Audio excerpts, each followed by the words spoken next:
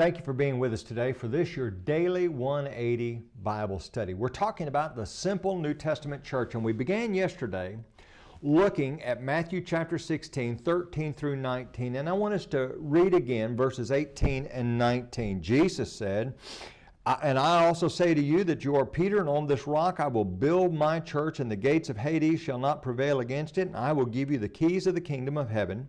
And whatever you bind on earth will be bound in heaven, and whatever you loose on earth will be loosed in heaven."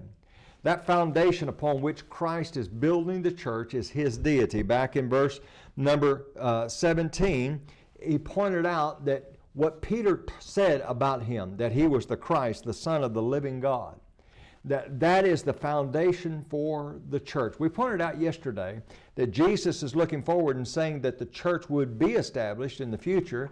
In Acts chapter 5, verse 11, we see that the church had been established. So somewhere between Matthew 16 and Acts 5, verse 11, the church had been established.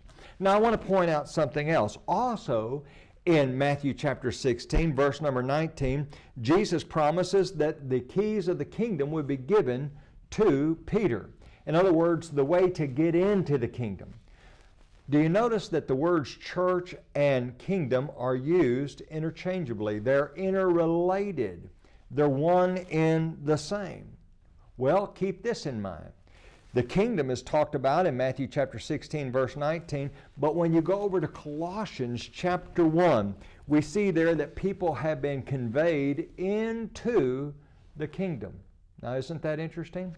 In Matthew chapter 16, verse number 19, Jesus talks about the coming kingdom.